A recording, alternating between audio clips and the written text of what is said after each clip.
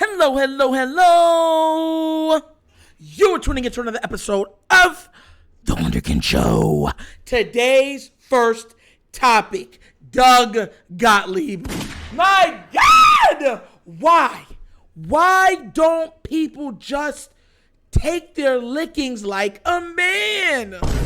Because this guy's not doing that. Look, somebody hit me up on Twitter and was telling me that, look, I got to go in on Doug Gottlieb. Go listen to what he had to say. And I've tried to make it a practice not to listen to this guy simply because that's all he's doing. I don't even truly think he believes what he is saying, but it pays a lot to be the heel. And anybody that understands what a heel is, you would understand it from the terminology of wrestling. There has to be a villain, somebody to go against the norm, somebody to be the quote unquote aggravator to the situation. And that's what Doug Gottlieb is to Lamar Jackson. It's the same thing what Mike Florio is. But the reason why, not just because somebody told me to talk on this, the reason why I'm talking about this is because I kind of feel like at some point, enough is enough. Like, enough is enough. To call somebody defensive and immature because so Lamar goes up there, okay? And he's next to DaCosta and he's next to or Mr. DaCosta and Mr. Harbaugh because they're both older than me. And the question was asked about him wanting to get a trade. And he said, look, you know, I get it. It's in the past. We're just going to focus on these next 5 years. That is such a mature thing to say. And they tried to organize the question to get another answer, and it was shut down by Harbaugh. You get where I'm coming from? So this is already something they're saying, look, we took our licks, both sides. We got something done. That's all we want to think about. All the other stuff, what did Rafiki said in Lion King when he boxed Simba dead? He said, but it doesn't matter. It's in the past. But I'm going to play this for you because I want you to hear exactly what Doug Gottlieb had to say about it. So without further ado, let's get this party started. I don't understand that. I want to prove myself right. I want to know I know what I'm doing. I want to take full ownership of the process, right? That's what I took from Lamar and his kind of opening salvo and statement. Mm-hmm. But then when asked about, hey, dude, so, okay, what happened? How'd you go from I want to be traded to, like, why can't you follow that up with well, here's what happened. I was disappointed. I don't need any details. I don't need any bitterness. It doesn't have to be a negative. You're lying. It can simply be, look, we got to an impasse, and I simply said I want to be traded. And go to motionray.com. Oh, I'm sorry about that, guys. It went to the to the commercial to clip it off. Hold on. Their deal, the deal changed, and I acquiesced. They acquiesced. We met in the middle. That's what happens in negotiation. I'm a little disappointed there. Like, he went Mark McGuire on us. Yo! Went Mark McGuire. And it's one of those things, it won't affect him financially. He's set. He's good. That's generational wealth, right? You make somewhere between $150, $185 million over the next 3.5 years. You're good, right? And that's not the only money that he'll make. He makes money in endorsements as well. And it's not going to be his last contract in the NFL. But like in self-empowerment, I did this, well, help us out on the process. How did it look so weird? How did it look so bad? It's part of it. His response to why he wanted to do this process alone struck me as very mature. His description or lack thereof of how did we get from I want to be traded to being at this point struck me as really defensive and immature. You see, now that's where I wanted to stop that, right? So defensive and immature. Mind you, this is the same guy that had no problem with them saying that Lamar Jackson's name cannot be mentioned in a presser when regarding the draft. I know you guys remember it, right? Okay, so let's just take that out of there. Let's just take it out of there. It's gone. Some people, because he's one of them, do not like to be wrong. Matter of fact, let me reiterate that. Most people do not like to be wrong. The problem what you run into with someone like a Doug Gottlieb or even a Mike Florio is that even after there is proof to totally cut down and shut down everything in which they've been stating as their opinion and fact, they fight back or they double down. Or worst off, and I mean this is worst off, they condescend and nitpick on such minuscule levels that you would have, they have to be using tweezers to pick at what they're talking about. Look, he goes even further. The reason why I'm playing this one, I played it out so you guys can hear it and everything, is because even if Lamar said exactly what he said, and we would have went back into the past and say, he would have said he had a problem with that, and why didn't he go in depth about it? You know why? Because parts of it was ugly. Parts of it was disturbing.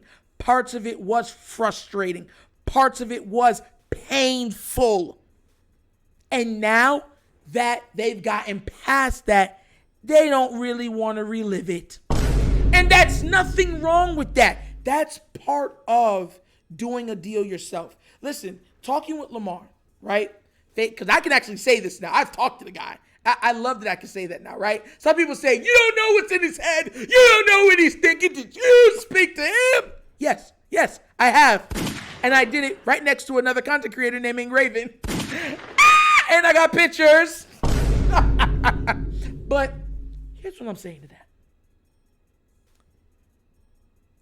It has been such a hard negotiation. This is unprecedented. This is untested water. We don't know how deep this lake. You ever seen still water? Dark, murky, still water where you don't know how deep it is or anything else like that. You just know it's water. That's what this is. That's what this was. And he navigated his way through it. And was there some undercurrent? Yeah, there was. But he made it through. For you to call it immature while not calling Harbaugh stopping Jameson from asking any more questions about it, and you won't call him out, I spell cap, I smell bias, and it does seem like those are the two things that navigate your ship. And look, I get it. Not everyone's going to like everybody, right? Human beings overall can see something and then because they like it, make all the excuses for it. That's fair. That's fine. Whatever. But the flip side to that coin is when you hate something, despise something, or look at something as being a threat to what you believe or what you know, you do the same thing, but you do it from a negative standpoint. And this whole thing, what makes this so beautiful, right, is that he calls in an agent to talk about Lamar Jackson's contract. And this is the part that I wanted everyone else to hear, right? Because this is the part that's hilarious, right? I'm going to play a little snippet for you, and then we'll break it down even further, okay? So let's get into it. Oh, my gosh. I'm sorry about that, guys. This thing, it keeps clipping over. All right, here it goes. 10, 9, 12 years. 5 years. Now, people talk about Lamar's injury risk, but 5 years, he'll get another bite at the apple. I mean, he will at age 31 or 30, whatever it is. Yup, he will. So I think he wins on the length, too. I think the Ravens wanted 6, 7 years like the other deals. Okay, so what does Burrow, what does Herbert look like if you're negotiating? Hear this. Well, if I'm negotiating for the team, they're going to be less. And this is what I call the platform year. Because Lamar's platform was the tag. Right? Remember, I told y'all that before. He's getting $32 million. Okay, so let's do a Cash 101 lecture to people. If you don't do the deal, you're getting $32 million. If Burrow and Herbert don't do deals, Five they're or getting six. like $5, $6, $7 million. Yup. So I'm not so sure that they beat this deal, because to do so, they're already at a disadvantage with $25, $26 million. Their platform number is much lower, and they have 2 years left, not one, because they have the 4th year, they have the 5th year option, and of course, potential franchise tags. So I think they're going to sway towards Hurts, although bigger than Hurts, but I think less than Jackson. Wow, that would be. I do. That would be super, super interesting. How does it feel to be wrong on your own show? Take it like a man. Open your eyes and get slapped.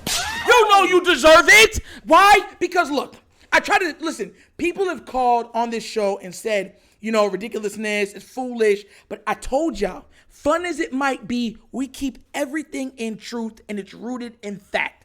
You guys have heard me say this before. When you're talking about a contract, right? And I kept bringing up Jalen Hurts and other stuff. They still have years left on their contracts. The reason why they're able to get the number that they do is because they tie in the 5th year option. Guess who already played on their 5th year option? I'll give you a guess. Do you know? Huh? He wears number 8. He played for the Baltimore Ravens. Yes! If you answered Lamar Jackson, you are correct.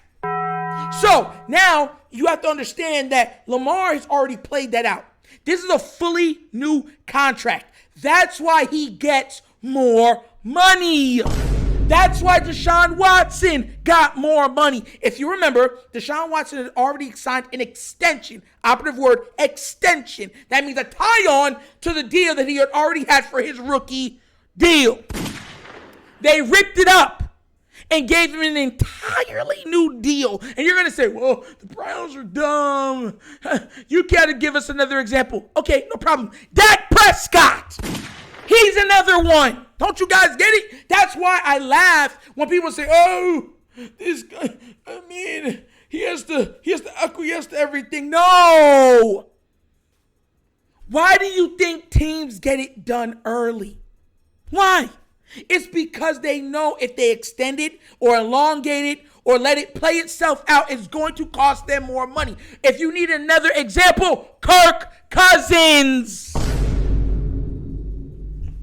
So no, this isn't well, maybe that's only one. Oh, okay, that's only 2. No, there's other 3. Lamar makes 4. They're going to get paid early. Getting paid early shows the team is willing to stick with you, stay with you. They are paying you. It's just taking your old contract and extending it and giving you some more money up front. So in case anything happens, let's say for injuries or whatever else it is, you've made your money. You've made a good amount of money. God forbid you can't play no more. You can retire. And you can still live comfortably. You can take care of your mom. You can take care of your dad. You can take care of your siblings. Grandma and granddad, you stay here too. That's what you're able to do. But when you no longer have that rookie contract, well, then it's all new money. That means totally new deal. And that's what Lamar did. Now it's so funny because they're saying, well, Herbert and Burrow might not exceed Lamar Jackson's money. And then it's like, and he can't believe it. He's like, there's no way. There's no way. There's no way. Just admit it. I want y'all to understand this too, for anybody that doesn't understand this. The Lamar Jackson contract is a 5-year deal. But it's the first 3 years where everything is fully guaranteed. On top of that, he has the most at signing, right? The most in 1 year. And I believe the second most in guarantees, right? Okay. On top of all of that, it's a no trade clause in there. And there's a no tag clause in there. Usually players get 1. This would mean that Lamar Jackson, the agent, is one of the most skilled powerful, and leverage-wielding people in business that the NFL has ever seen. And that's not me being a Lamar Jackson apologist. That's called fact. Why do you say so? Look at that deal.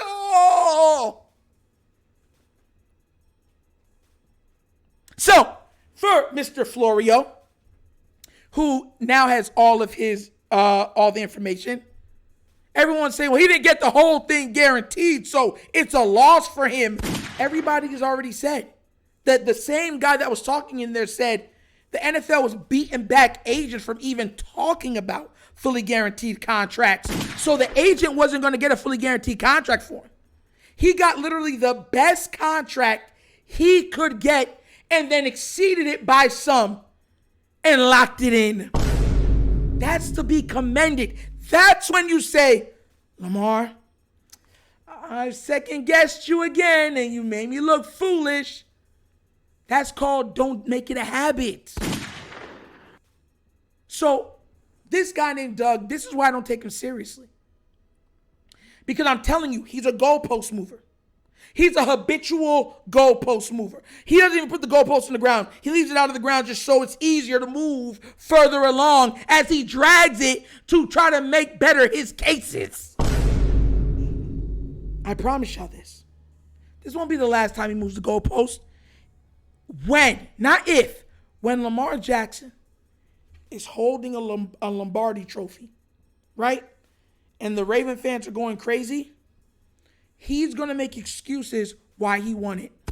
And he's going to make the excuse and say, and I promise you can come back to this video, he's going to say, well, it's only one championship. I mean, there's a lot of not good quarterbacks that won one championship. Eli Manning won 2. We don't consider him a Hall of Famer. You watch. I'm calling his shot before he ever even dribbles the ball. Because that's what ignorance does. He's a narcissist at this point. But we allow it to go on. Why? Because it drives viewership.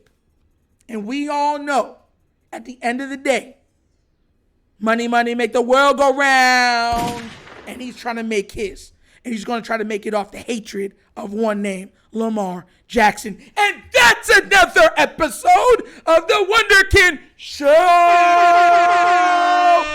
Thank you all for watching. Once again, like I always will say, this is all fun, but it is rooted in facts and truth. And you can take that to the bank. So, for everybody new watching, please do remember, like, subscribe, hit the notification bell, leave a comment. Love the comments. Just be respectful. That's all I'm asking. All right. Also, if you would like to donate to this platform, at the bottom of the screen is a Cash App, okay? That's for all donations. You can find that the Cash App in the description of every video we do, and the name of it is The Wunderkind Show. Also available is the Discord, okay? And I know, hopefully, because I haven't gotten no questions from my Discord people, but there will be questions from subscribers or questions from patrons, okay? And what that will allow them to do is ask questions, and I'll read it off. We can have a banter about it on this platform. Also available, if you become a patron, is the ability to win free merchandise. That's another one.